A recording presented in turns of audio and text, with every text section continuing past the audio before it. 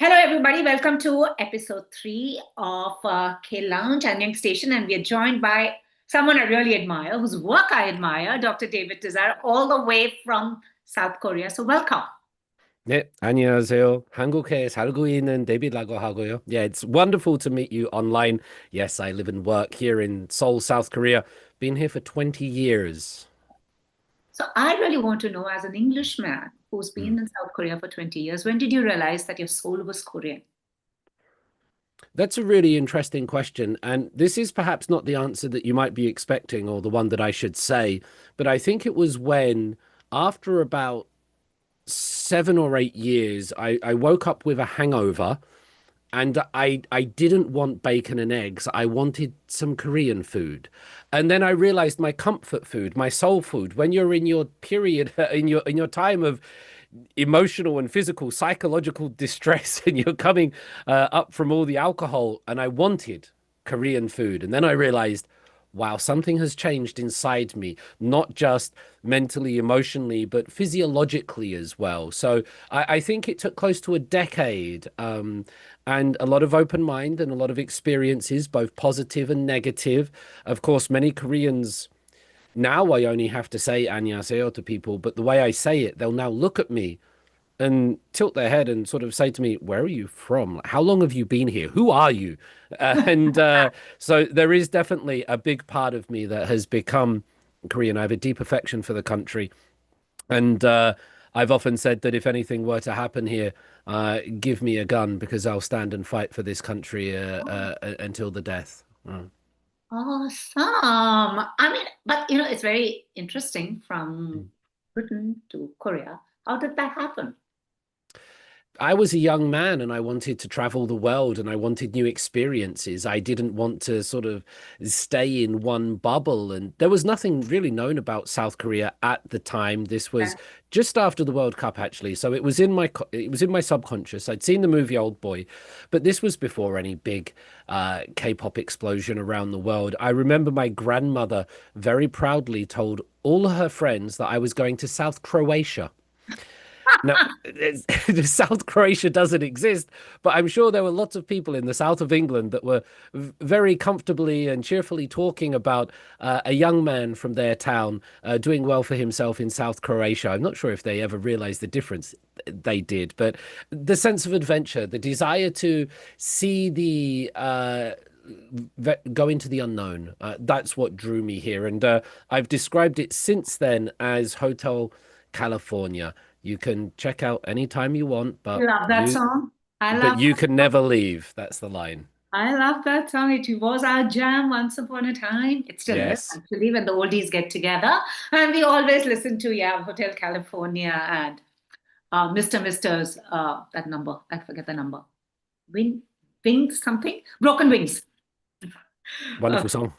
love it. So now talking about songs, K-pop explosion. Yes. I was just recently listening to your fabulous podcast with Haley Jung, and what I liked was the fact that she was so unhinged, so uncensored, and she spoke exactly how a reporter should speak. But Mm. now you just see K-pop has become a phenomenon, Mm. and it's basically, I think the internet has really contributed to the phase. But I also feel the fandom, as it was in your podcast, it's a very performatory fandom because I'm sure when we were growing up back in the day, I love Vam, but had never ever attended the concert. I only had Hmm. posters. We didn't have the internet, so I used to wait for Top of the Pops. Now, to be a fan, you should have attended the concert. You should have their those little cards or something. Pop Mm. albums at least had one meet or greet. I mean, you've been here for 20 years. How have you seen this explosion? That's a wonderful question, and there are so many different parts of that that we try to unpack. But I'll just start by echoing your compliments for Haley Yang, a journalist for the Jungang Daily. She's been on my podcast, Korea Deconstructed, twice, and she does wonderful work on this. Now, just when you talked about having Wham posters on your walls and watching Top of the Pops and waiting for these performances, for young people today, K-pop and I've written on this, and I sometimes get in a little bit of trouble, but K-pop is a light for them. It's more than music. If you come to K-pop and you just, you listen to some of the songs and you say, really? You misunderstand K-pop, because for a lot of people they've encountered K-pop sometimes during COVID, sometimes during difficult times in their life, when they're going through stress, when they're going through puberty, when they're preparing for exams.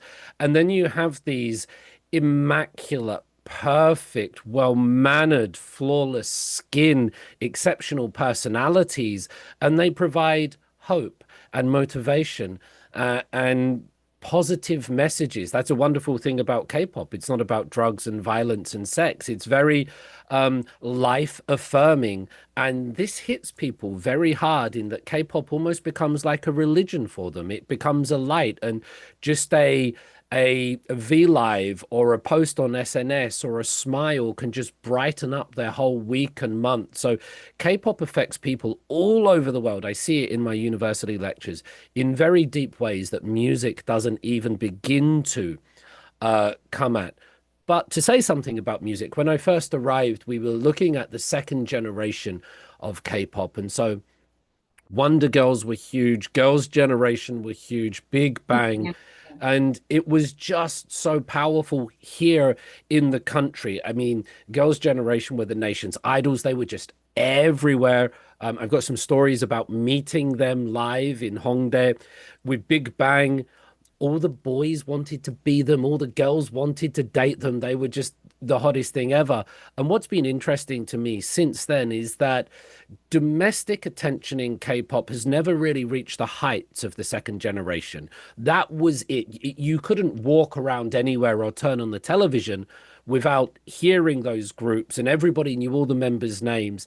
Since then, now we're sort of gone through the third, the fourth, and the fifth generations. Domestically, it's not as omnipresent as it once was.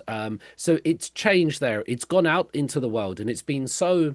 I've got Korean family just outside this door, and my sister-in-law, for example, she wouldn't be able to name any members of Rise or ATEEZ or ITZY, anything like that. But if you asked her, do you like them? She would say yes, because they help promote our country, because they do a wonderful thing for our country abroad. And she's very proud of all the K-pop idols, even if domestically they don't have that same traction. I must say this. My daughter Elizabeth, she's 9 years old. Her mother is Korean. She has become the biggest IVE fan that I've ever seen. We have to drive around and buy all the photo cards for her. And so, having studied K-pop and lived through it and done academic research, I'm now actually watching my young daughter go through all of this in real time. And K-pop is more than just music, isn't it? It's not only a wonderful source of respect and inspiration for the country, but on an individual level for people all around the world. It's a bright light for them. Absolutely. And it's really interesting because I know in one of your podcasts, you would say that many of your students Hmm. actually don't listen to K-pop, but I just feel that here I actually see a lot of students, even if they have not been into the genre, it's peer pressure, they get into it. It's Uh, just become, it's like the time when we all wanted those Nikes and the Levi jeans. I get the feeling a lot of people these days tell me that's a wonderful observation. The peer pressure, the social credit that comes from liking K-pop. You like something because it's cool. That definitely happened. I think we've passed the apex of K-pop's popularity, by the way. As soon as something goes on mainstream television, as soon as Oprah Winfrey and Ellen and all of the people like it, as soon as they're talking about BTS, it's not cool anymore. The kids, the kids want something that their parents and aunties and uncles don't know about. They want something fresh. And so I find more and more students domestically here in Korea and international students coming into the country, they will tell me, I used to listen to K-pop. I used to like, and it's always that past tense, and it's always said with affection and longing and a little bit of nostalgia, but I don't think it has quite the same punch and power that it once had. That's not necessarily a bad thing because it became, huge. But I think maybe the social credit of liking K-pop is dying down a bit. Do the fifth generation groups have as much factor as the third? I'm not quite sure, but there's definitely something cool about liking K-pop that used to be there. Yeah, because I interviewed a lot of these kids, their first album, and now I don't know where they've disappeared. And I just feel it's extremely stressful as well. But I've also seen the fandom is, as you said, it's religion. So they are very unforgiving if their idols maybe falter. But as one says, Mm. idols always have feet of clay. You cannot.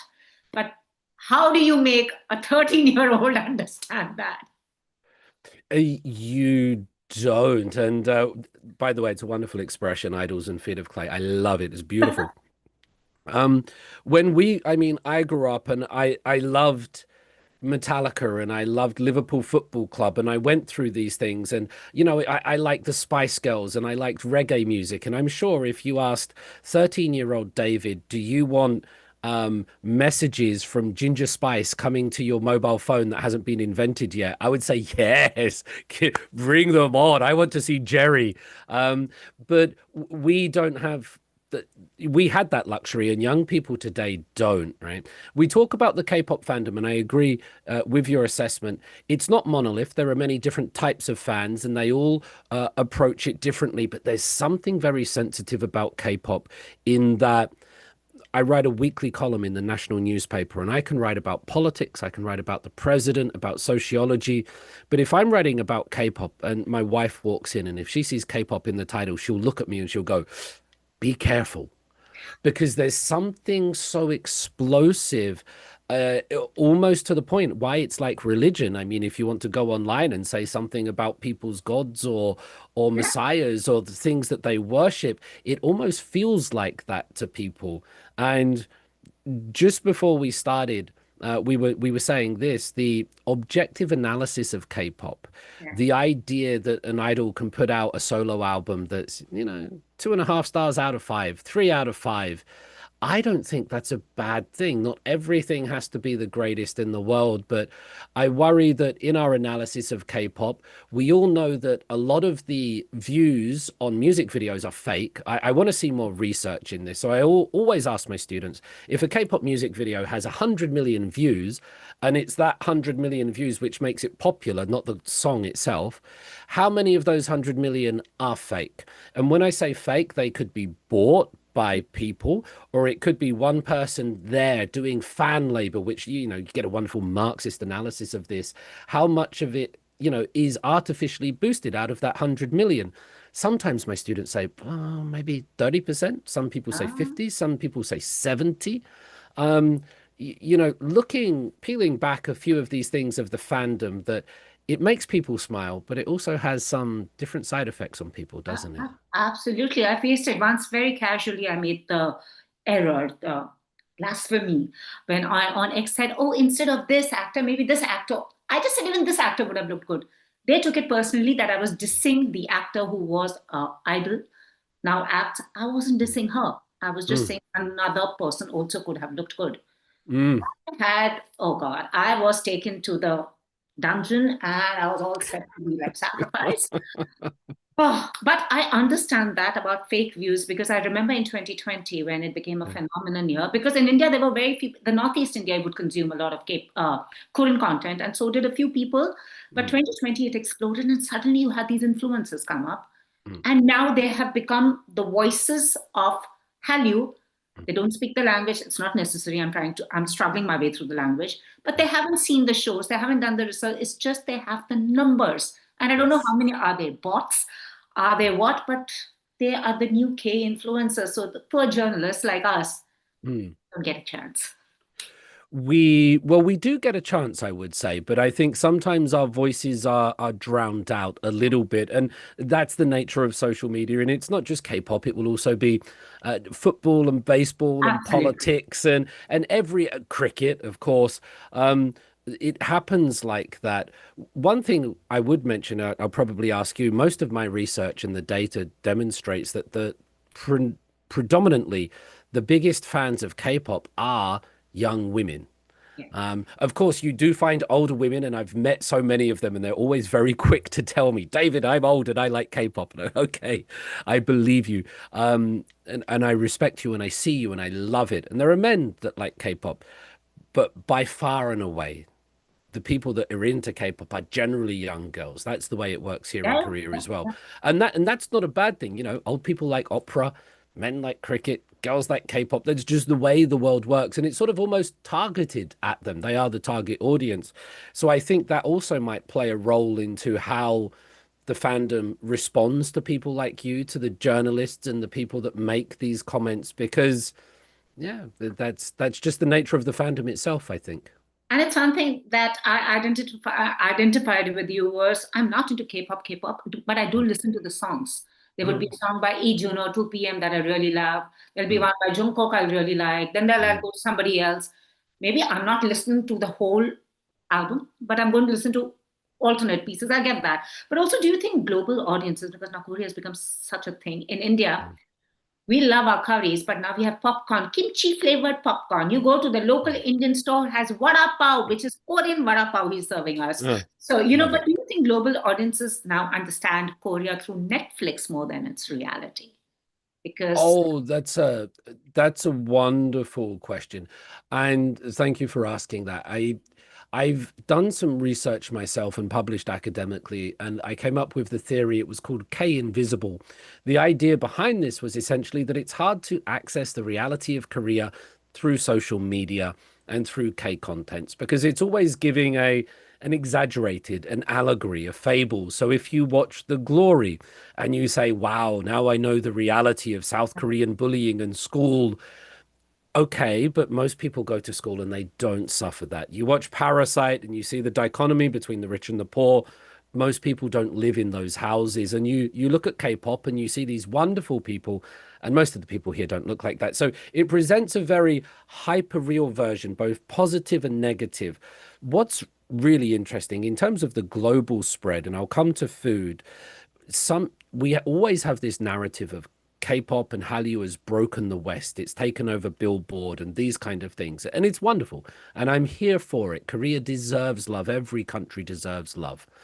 Most of the support comes from countries, I have to say this in a nice way, but I can't really, that are less economically developed than South Korea. When you see where the biggest fans are of Hallyu content, it's often the Philippines, Indonesia, Brazil, India. It's aspirational. not Paris, right? It's not Berlin. It's not white New York that's fallen in love. And I think we kind of misunderstand that, or people neglect it out of some kind of subconscious racism. For example, if Rose gets to #1 on the Indonesian charts with a solo song for 10 weeks, there won't be an article about it in the Korean media. But if she gets to number 48 on the British charts, they will talk about it. And so I feel like with this global success and push, the media and Korea itself, I think it would be great if it was a little bit more cognizant of where the actual love and support comes. Because, I mean, you're in India, but I think there's not enough mutual Now we have appreciation. hype.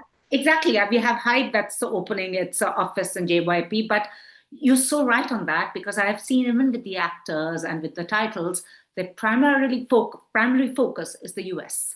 Yeah. It's and even a random publication in the US will get access while India's biggest national publication will have to keep sending requests and okay, we'll get back to you. I Mm. totally get that. And a lot of people have said that. I've seen many times the American journalists, I'm not saying who it could be, have often got their facts wrong. Mm. And they're addressing like whether it was Gongyu was the Squid Game actor, he's done a whole lot of work before that. How Lee Jung Jae has suddenly has surfaced. He had a lot of work. So yeah, so I totally get that. Yeah. And also, Korea is often cited as the gold standard for soft Mm. power. What do you think Mm. this country gets right that the other countries have not been able to tackle?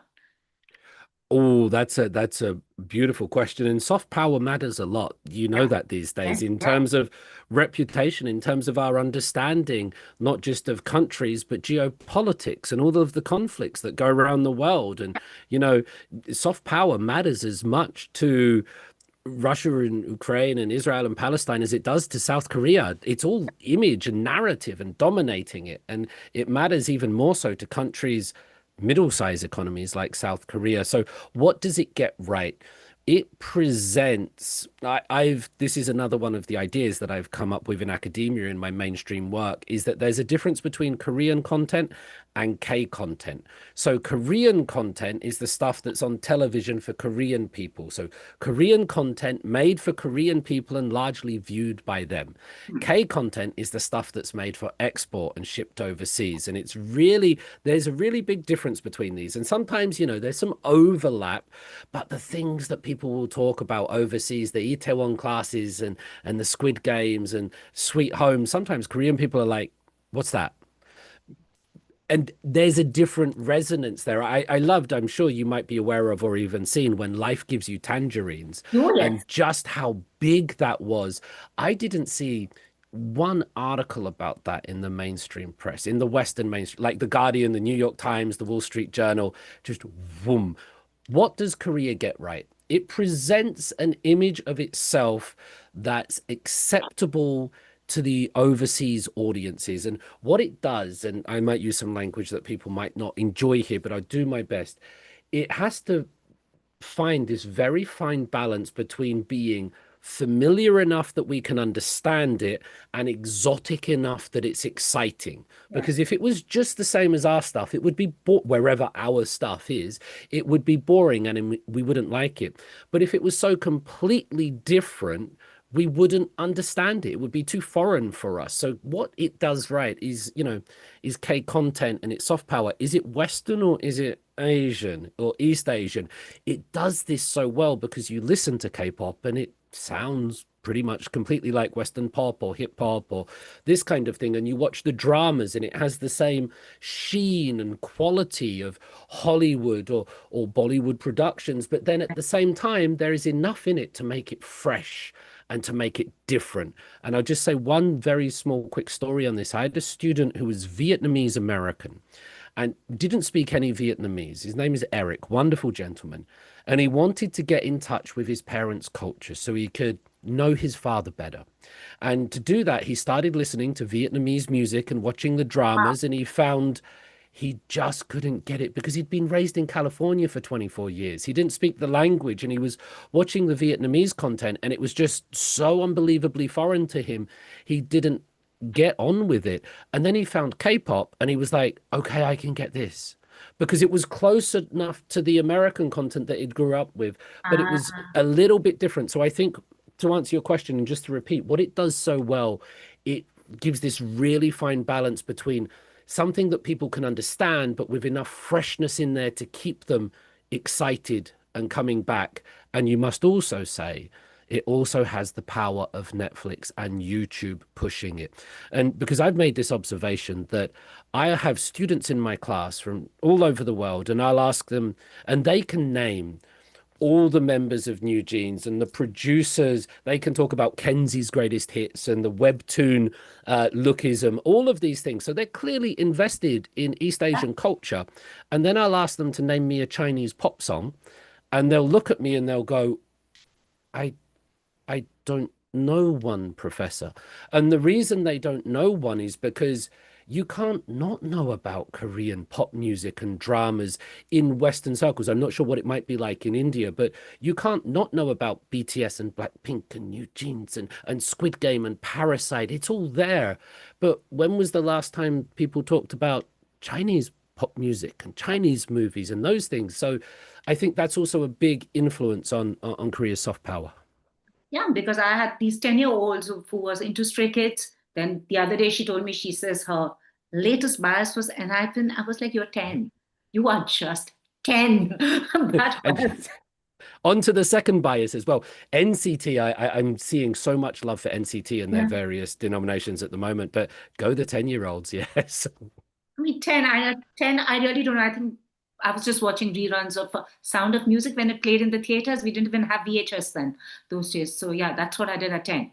Yeah, I It, watched the Sound of imagine you were 10 and you got to see and I mean, it's very hard for us to relate, isn't it? But a little bit of empathy there, and it's a completely different world. We can't compare them, but Music. um now that we get such wide access to different cultures and to different languages, it removes some of the mystique, Because for me, it was footballers. You would see these foreign footballers once every 4 years at the World Cup. There was no internet, and you just Now you saw have them David there. Beckham, who's just serving you his Netflix documentary, and he's like, Yeah, exactly. But now that mystique has gone, yeah, but at the same time, we get access to different languages and cultures, and as you said, the food, and that should bring us all a little bit closer together. I think that's a nice thing that now that people around the world that they'll say, "I know what kimchi is, I know what oppa yeah, means," yeah, and yeah. that's nice. I think. That's awesome. No, no, credible. And I forgot that you are a Liverpool fan, and I mentioned about Manu. Yeah. No, no, I totally get that. I mean, imagine if like 14, no, 16, I was 14 when Top Gun came. No, 16, Top Gun 1 came. Imagine me meeting Maverick, Tom Cruise Mm, then. I mm, now see him like close when he is like, I'm old and he is old. What would it would have done to me? So if Hallyu were to be deconstructed in mm, one sentence, what mm. would that sentence be? Hallyu is the image sent to the world that Korea wants people to see. Yes, and but people actually there are a lot of Indians visiting Korea, and I remember a Chicago professor had a thing. She said, in case you feel that your love story is going to unfold the moment you land in Korea, it's Mm. not happening. So, I mean, for you, what's the first very real thing that would shock people who are so obsessed with Hallyu if they were to come in Korea? Oh, that's a lovely question. Probably that. When you come to Korea and you walk around, and if you spend some time here, you will realize that, and I say this with the greatest respect, nothing happens.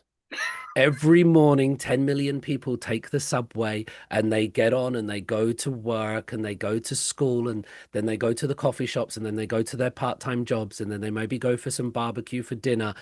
Some go to Nor and then they go home and that's it. You don't run into people don't grab your arm as you try to get off the subway and you look and the music starts, but you don't enter a world of Squid Game and there's people with guns pointing at you. Okay. It's a country that works. It's a country where people walk the street, young women walk the street at 2 a.m., 3 a.m., and they feel genuinely safe. It's a country where people leave laptops and phones on coffee shop tables and they step outside knowing that nobody will take their things. It's a country in which I will often, please don't tell my wife, leave my car unlocked because who's going to do anything? Essentially, what the best thing about this country is nothing happens. And once you get used to that, once you get used to that and it's efficient. I forgot to add this, that you order a coffee and it comes in a matter of seconds. The trains run on time. You go on the internet and the things come to you that day or the next morning. It works, it's wonderful, and for the most part, nothing happens. So people come here perhaps looking for this life-changing experience. Some do get it and it hits them deeply. And I'm all for that. Or some might come here fearing, oh my God, I've got tattoos, or I'm gay, or I wear a hijab, or whatever it might be. Koreans are racist. And then they realize that that doesn't happen either. So Yeah. I think the most important lesson to take out of Korea, these two Joseon and Gukbong narratives that we see online, they don't really exist in reality. And Korea is a place where nothing happens, and the people are pretty friendly. I'll say one thing here, just in case I'm not sure people are aware of it, but that in the West, we have different religious textbooks and all around the world. And the first line of the Bible is, in the beginning, God created the heaven and earth, and so on and so on. The first line of the Confucian Analects, right? The first line, which is the foundation. Korea is the most Confucian country in the world. First line is it not a great pleasure to study and remember what you have learned? The second line is it not a pleasure to greet your friends who have come from far away? So the whole thing about Korea, deep into its subconscious, in its culture, in its civilization, is study hard and be nice to foreigners. And that's kind of what happens here in my experience. Awesome. So, if Korean society was a genre right now, what would it be? A rom-com, a thriller, a survival game, or a satire? It would be a get ready with me vlog. That's pretty good. I'm quite proud of that because it does all of those other things very well. but they are genres, and Korea is not a genre. And Korea is literally getting ready with me. I've described Korea recently as a teenager with a PhD. Yes, it's this country of 5,000 years, but it's it's only been going since 1948. Its people were only allowed to travel overseas for the first time in 1989. It's only been interacting with foreigners like this for 35 years. It's essentially ahead of where it should be. So it's this kind of get ready with me. I don't know what I'm going to wear today. I might make some fashion mistakes and some faux pas. And I'm like a teenager going through puberty and obsessed with my self image and all of these hormones and horniness that goes out of control. But slowly I'm maturing and sometimes I'll get things right. So, Korea, get ready with me vlog. That's what I think it is. And my last two questions before I wrap up is if you could export one Korean value instead of K-pop, K-dramas, or K-beauty, what would that be? That is a beautiful question. You've asked me to only choose one, which You is can very choose hard only because one. there are three in my mind, but I will respect your question and the So you time. can give me And two. so I think the most important one is one called Jong, Jeong. Jong Oh, is sometimes described as an invisible hug.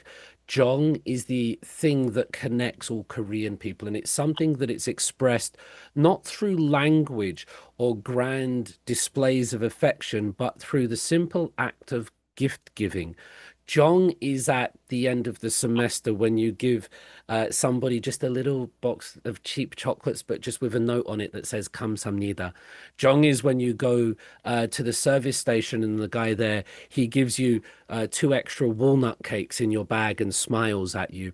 Jong is when sometimes the old halmonis, the grandmothers, will come up to me and they'll tap me on the arm and they'll look at me and they'll say "잘했어," which means well done. And I don't know what I did well. Is it just because I'm existing? Is it just because I'm standing here?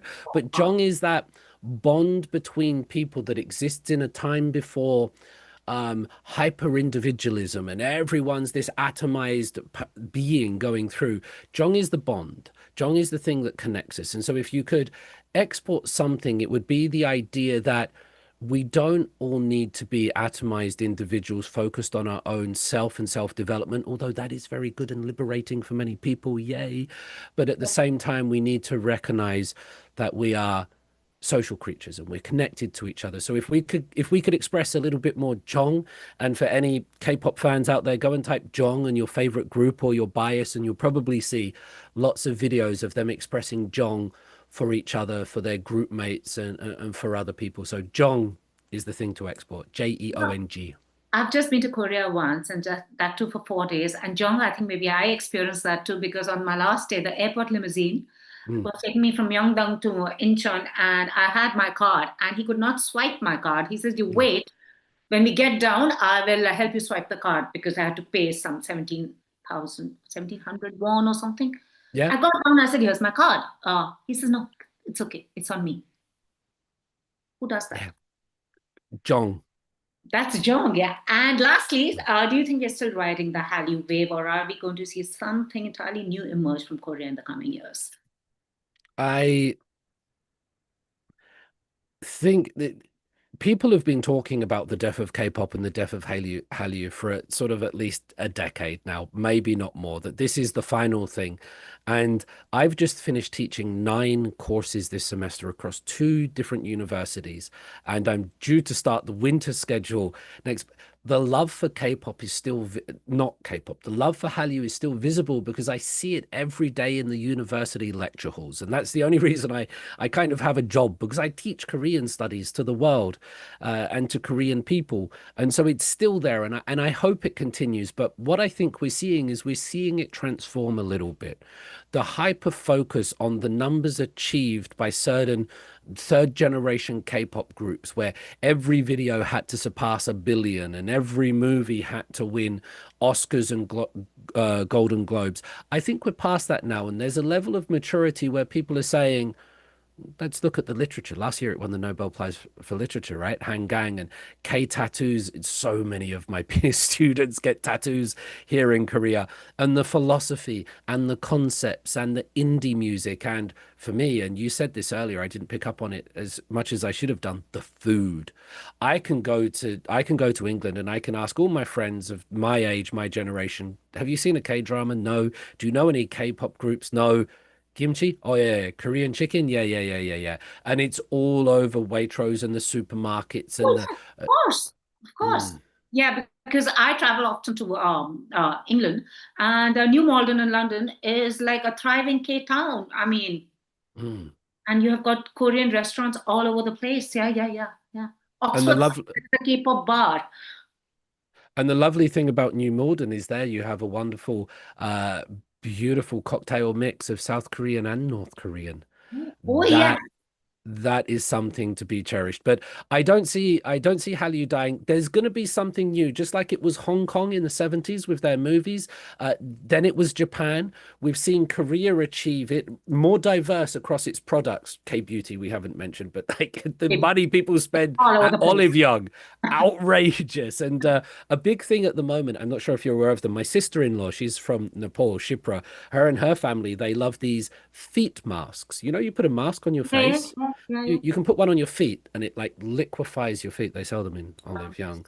That thing. So the world, there'll be a new thing coming, whether it come from Latin America, whether it will come from Vietnam or Taiwan. I'm not sure, but I think Hallyu is here to stay, and people are now conscious to the extent that when you think of the letter K, you think of only one country. And that's some serious, serious national branding. Because if you said Korea 20 years ago to most people, any people around the world, they would think of North Korea, nuclear missiles, or perhaps some cheap textiles. So South Korea has not only transformed itself, but it's transformed the letter K into something that means luxury, cool, and desirable, and all credit to them. And aspirational. I mean, what a legacy. What a Yeah. legacy. Thank you so much, David. It's such a pleasure speaking to you. We should Thank do you. that more often. Until then, people, please tune into his podcast, Korea Deconstructed. I love the conversations. Absolutely love the conversations. Thank you so Thank much. you. And happy holidays. Merry Christmas. 새해 복 많이 받으세요. I just hope the coming year is good for all of us. Thank you so much for being on Inco. Thank you. 감사합니다. 새해 복 많이 받으세요. 예. Thank you. Thank you. Thank you. Thank you very much. Bye bye. Bye Have a bye. good evening. Bye bye. Thank you.